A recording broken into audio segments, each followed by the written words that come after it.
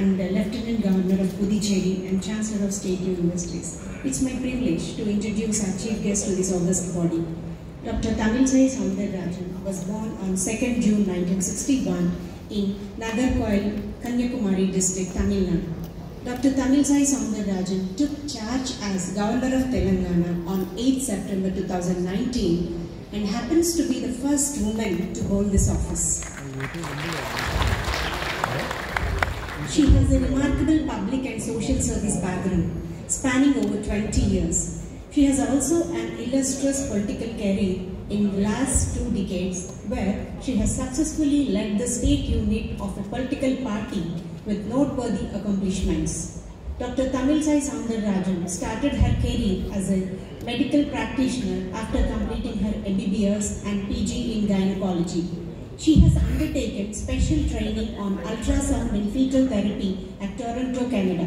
She worked as an assistant professor in the Department of Gynecology at Sri Ramchandra Medical College, Chennai for 7 years and resigned in 2003 for full-time political engagements. She nurtures great devotion towards public service and enhancement of living standards of common people with focus on health and education as a prime agenda.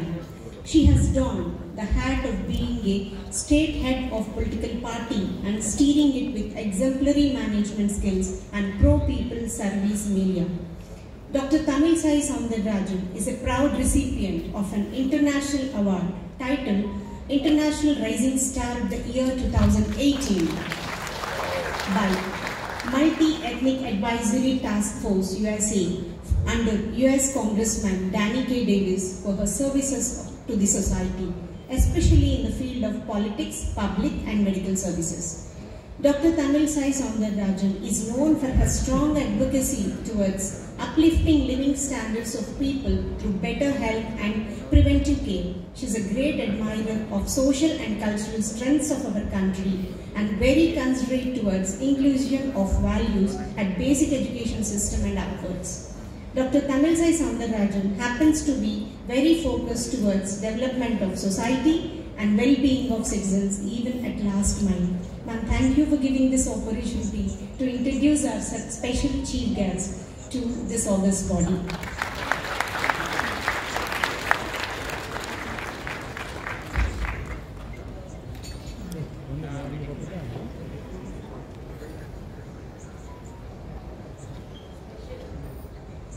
Special good morning to each and everyone. Good morning, good afternoon I can say, because from morning we are hearing the expert views of the academicians, and my respects to Professor V.K. Malhotra, Member Secretary ICCSR New Delhi, Professor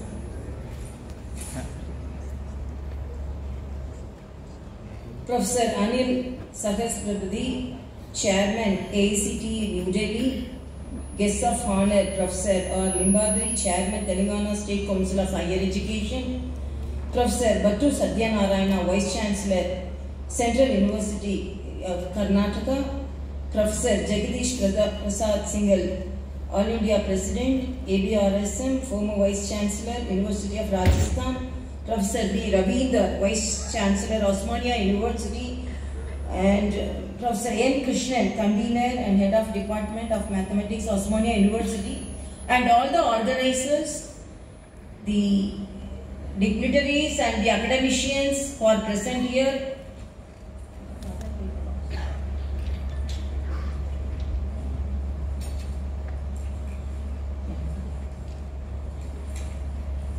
The Vice Chancellors,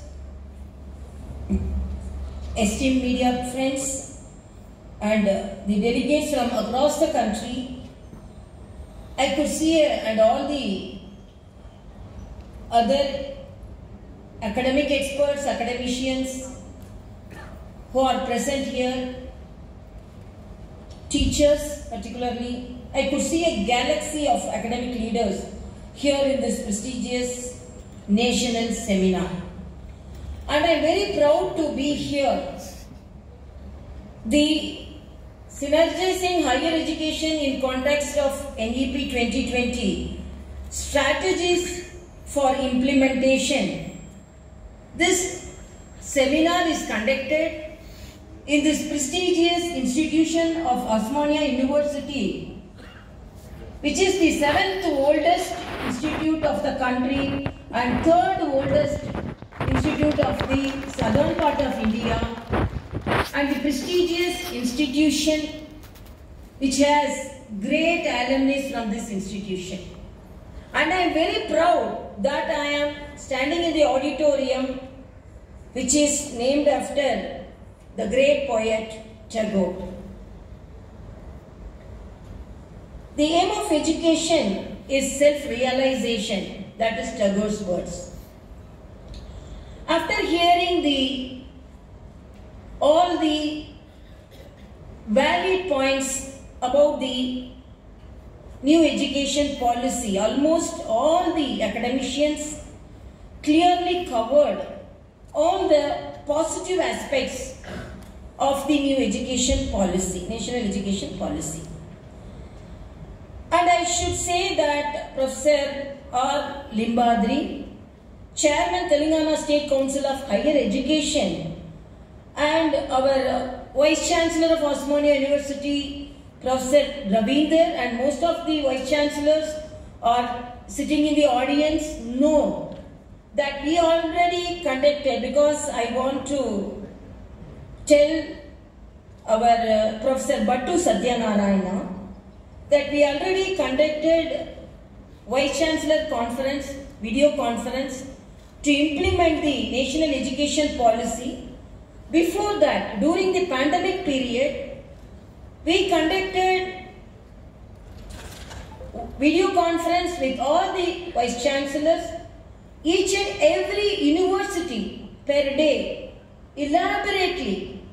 We covered what all the problems faced in the management, faced in the educational system, and faced in the staff recruitment, faced by the universities in educating the children, and what all, everything we covered. Why I am telling this? We are ready to implement the state education policy, national education policy, the new education policy, and we have already conducted, I have a clear scan report because I am a sonologist. Before treating the disease, I should have a scan report. Totally the diagnosis should be there. So we conducted, I presented a big book about all the universities to the state government and as well as the central, our education minister also. And apart from that, we conducted a video conference with all Vice Chancellors, because most of the Vice Chancellors are newly elected Vice Chancellors, and we wanted to implement the new education, our policy. But I want to highlight here that all the state governments should cooperate. Here, Professor Battu Satyanarayana said, Karnataka is almost implemented and they are going to function in the route of new educational, national educational policy. Because why I am telling this, most of the state governments, I am not only telling Telangana, even I am from Tamil Nadu. In Tamil Nadu also they are hesitating to take some of the very good points from the policy. Actually, it is not a half-baked dish.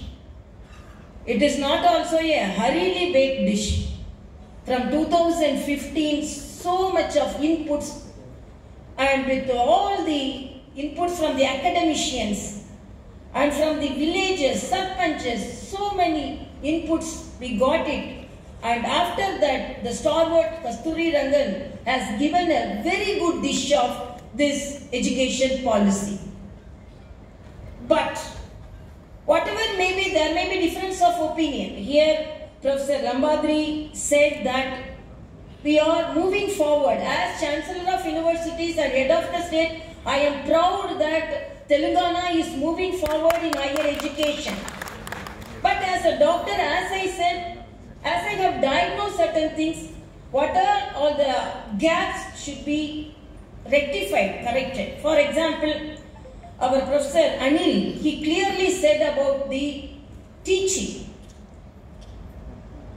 As an assistant professor who worked in the teaching profession in a medical college and as chancellor, we have to accept, even though it is a bitter medicine, the teaching, the glory of the teaching and the nature of the teaching is reduced when compared previous years, some decades. This with experience only I am telling. So this education policy clearly define how a teacher should be. And another thing, I appeal all the vice chancellors, the contract teachers, the vacancies in the teaching and non-teaching posts should be filled as early as possible, because that is the need of the hour. Without having a teacher, whatever may be the policy, it is very difficult to implement it. I am not blaming the contract teachers, but there should be an accountability. If the teacher thinks that follows the student, and if there is an accountability only, the student will be benefited. I can narrate all the positive aspects of the education policy. I am really fascinated about that because I am also a teacher. But to implement it, we have to correct all the gaps. And I am very proud when our chairman, Telangana State Council Higher Education, Limbadri, very proud that the women students are outnumbering the male students. But when I had the Vice Chancellor's conference, I asked one question to the Vice Chancellors. The girl students are now outnumbering the male students. They are coming forward to take the graduation and post-graduation. But one question is, what are the courses they are selecting? They are selecting the courses to have a degree or a post-graduation degree to get a good husband. Sorry to say this because I want to highlight some of the realities here. How many students are going for research activities? How many students are taking the challenging degrees? When compared to male students, the degrees and the group selected by the girl students, because they want to be very safe, it's not their mistake. The society is like that. Society want them to get married, they want them to bring the child. So they are very much stressed. If they take a course of research activities, long term they have to be dedicated for that. So only I thank our Honorable Prime Minister and the central government for increasing the age of, limiting the age of marriage for 21 years. Even this is debated. But as a student, because I got married when I was doing my first year MBBS. Everyone cannot get a husband like whom I got, because he allowed me to study. And after that only I studied my first year. I got married because I am the eldest daughter of my family. After that I studied my MBBS, then I completed my DGO and I completed my post-graduation in gynecology. In between I had my childbirth, everything. But 21 years, the dream of the girls are crushed because the limit was only 18, because it was 18 years. I really laud our central government and the Prime Minister as a woman and as a girl who got the studies and a girl who got married when he was doing my first year, because I faced all the challenges. So all these gaps, because I really appreciate Professor Pattu Satyanarayana and our Anil Sahabdar, because I wanted to pronounce you. But elaborately he mentioned about that. And about the undergraduation courses, 4 years First year, if you are thinking that it is enough, you will get a certificate. Second year, if you want to drop out, you can get a bachelor degree. And if you want to complete it 4 years, that also you can have an extended bachelor degree. So most of the dropouts and multiple exits and multiple entries, really it is a great thing in this policy. Why I am telling this? Because most of the students have a dream, and if they take some science subject, and if they are unable to proceed in that, they become dropouts. But they can take another subject and they can exemplify in that also. So many things. Whether it is a reservation, whether it is giving equal opportunity, equitable in inclusive education, whether it is multilingualism, and here also I want to mention here the power of language, because I am trying to learn Telugu since 2 years. 25% only I have learned. But my sister's children who came to Telangana, now they are talking Telugu. Because as a doctor I know, till 8 years, this brain can grasp as many languages as it can. But some of the states are politicizing that also. Nobody is still here. Our chairman higher education policy said that we have to have policies of the state government. There should be collaboration between the state and central. But this policy clearly says, whether it is printing the textbook, whether it is planning the curriculum, it gives clear independence to the states, that it should be understood by the states. As if then, even though we know that the education is the state subject previously, but because it has become the central subject, a new education policy after so many years can be implemented. But we have to accept, when the grade for good educational institutions all over the world is projected, the great India, where stalwarts are there, great academicians are there, where brain drain from India is benefited by all the countries. Yes. We are not graded among the first 10 or first 100 universities, or we are not capable. We are capable, but why we are not getting that grade? Why we are not placed high in the education system? There is some flaws. We have to accept. And in Tamil there is a proverb, Ettu Chirakai Karikku Udavad. A bottle gourd picture which is seen in the paper cannot be used to make curry. Yeah. Almost it's like that only. We have everything in the paper, but nothing in the future. If we have everything in the future, definitely we will be placed. It is not only the yardstick for that, but that is also a yardstick, no? So we have to be, another thing, guiding the identity, particularly the females, transgenders also taken care. And socio-cultural identities, as said by Professor Anil, such as SCs, STs, OBCs and minorities. And geographical identities, such as students from villages.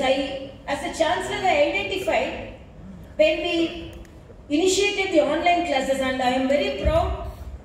I very congratulate all the universities and the vice chancellors, because when there was pandemic, Telangana is a state who initiated very early the online education. I congratulate all the universities for that. They took pains to reach out the students, but the peripheral students, the village students were unable to get the benefits because of their economically compromised situation, they didn't have devices. So as a chancellor, I took a small initiative. Most of the students WhatsApped me. As chancellor, all the vice chancellors are conducting the online classes, but I am not having an Android phone. I am not having a laptop. So we announced from the Raj Bhavan, please give your usable, unused laptops. this is an appeal to you all also, because we are getting the usable, unused laptops, and we are giving the students who are tribals and who are physically challenged, and recently we distributed 21 laptops to the physically challenged and the backward class tribal students. And after that I am getting messages that after you gave the laptops, we are exemplifying in our studies, so I have received some certificates also. So what this indicates, technology is very useful to the students, and this technology is rendered in this education policy. Maximum use of technology. So my appeal is, the teachers, the quality of the teaching should be improved. As medical students, we have seen when our teachers taught us, we were unable to find from which book they got. Like honeybees, they took the information from each and every book. So we won't be able to find from which book they got the message. We were forced to sit in the class. We were forced to take the messages from them. But my daughter, my son, when I asked them, did you attend the class of anatomy? No. This 7th page of Cunningham only they took. So I will take a Xerox and I will read.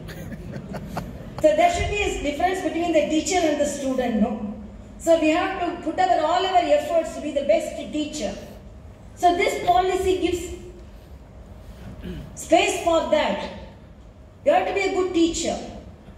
So as all the academicians highlighted the beauty of the education policy, I personally feel, because as a person who went abroad for studies, and as a person who got the education, entered into the medical college immediately after and got married and continued all my studies, I feel this new education policy, the National Educational Policy, the NEP, is the golden diamond in the crown of education in India, which is going to crown the students, and as our Honorable Prime Minister said, taking India's education globally.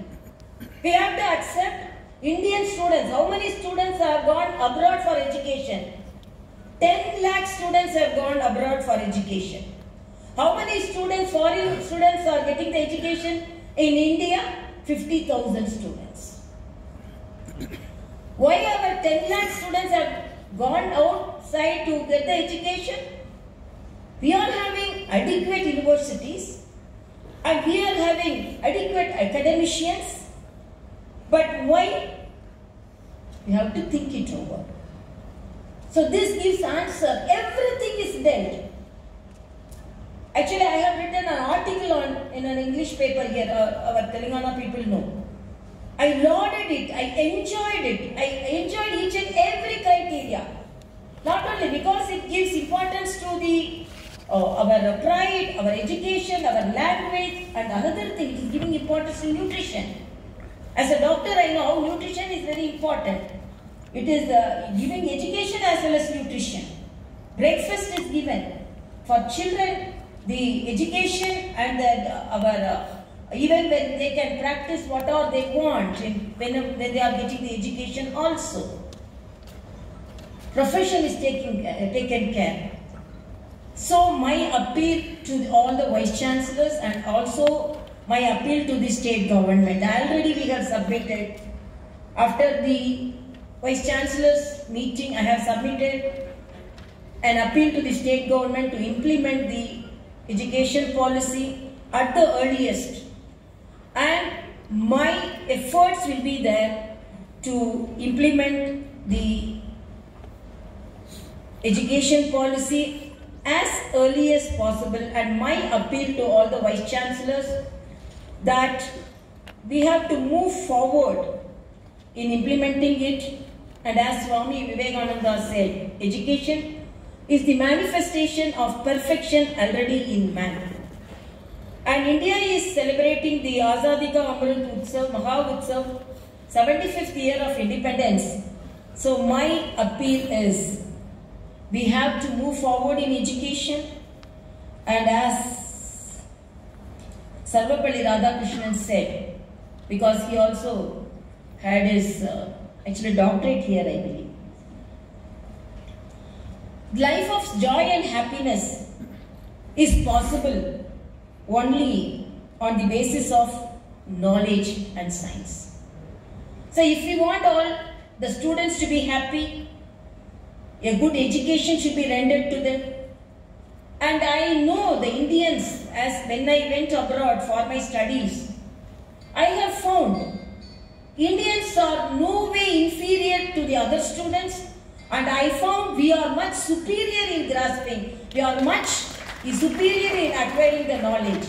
When I went for the higher training, they said, you can train us, because I am an expert in ultrasound and an expert in fetal therapy. When I went for a training at Canada, they told, no, you have a knowledge that you can train us. Why you came for the training? So that is the capacity of the Indian students. That is the capacity of Indian brain. That is the capacity of the Indian character. So this capacity, as it is said in our Bharat, should be the Vishwa Guru of the world. So this, implementing this education policy, definitely it will make our India the leader of the world, and definitely our heads can be held high by taking this education policy. And as Chancellor, and with the help of all our Vice Chancellors, definitely Telangana will implement it, and we will request the state government to cooperate for our efforts, so that this state, already exemplifying in education, will move more forward. Thank you so much.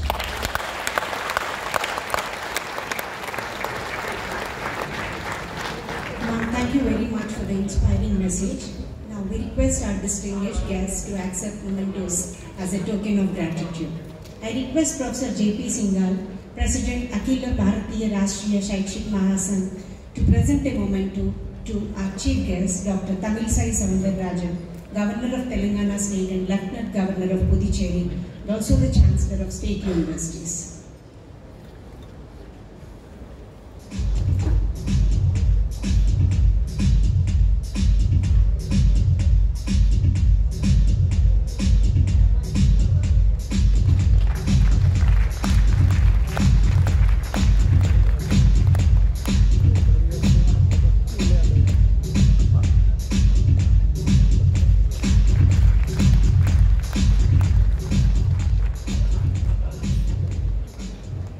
Now I request